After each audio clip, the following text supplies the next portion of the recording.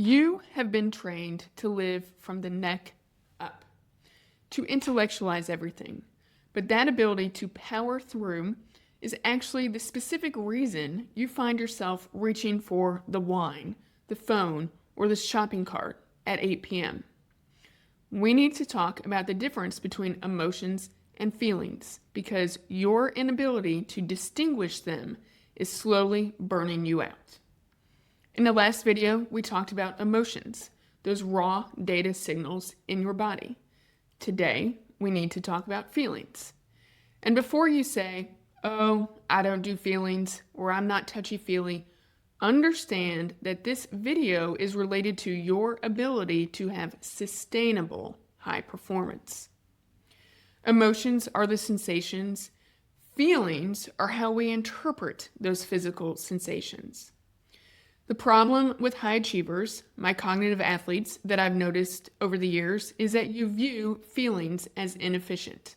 You view them as messy. So you disconnect from the body. You stay up here in your head. You analyze the situation, you strategize, you intellectualize. You think, I don't have time to feel this, I have a deadline. But here is a biological reality, and this will take you back to high school physics. Energy cannot be destroyed. It has to go somewhere. When you suppress that energy to get through the workday, it doesn't vanish.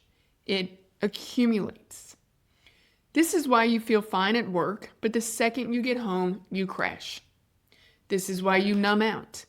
Endless scrolling on social media. That extra glass of wine you didn't really want. Revenge, bedtime procrastination. As humans, we want to take the fastest path to relief and conserve energy.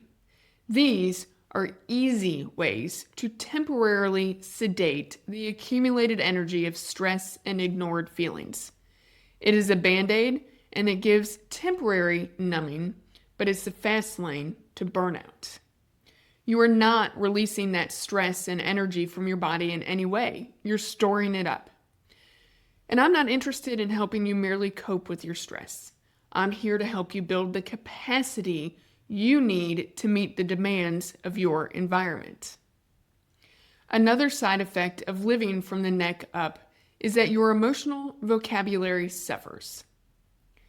I noticed with many of my clients over the years that everything gets labeled as anxiety. The physical sensations are uncomfortable. Heart racing must be anxiety. Stomach tight, anxiety. Feeling restless, anxiety. But often, it's not anxiety.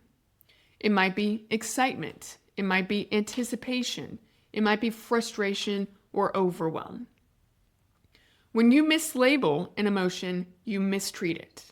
You can't solve a problem if you don't know what the problem actually is. So here is your tool and skill to practice for this video. We need to build your emotional granularity. We need to turn you from a person who says, I feel bad or I feel anxious, into a person who can pinpoint the exact data point. I want you to use a feelings wheel. I'll put a link to one in the description to expand your vocabulary. The next time you feel that buzz of anxiety, stop and get curious. Look at the wheel. Yes, this may seem elementary, but I don't think they taught you emotional intelligence in school. And yes, elite athletes work on these same skills with their mental performance coaches. So, look at the wheel. Are you anxious or are you actually feeling inadequate? Are you stressed or are you lonely? When you name it, you tame it. Research shows that simply labeling an emotion with high specificity reduces the activity in the amygdala, that fear center we talked about. It gives your brain a sense of control. So, you're learning to experience the sensation without numbing it. That's step one.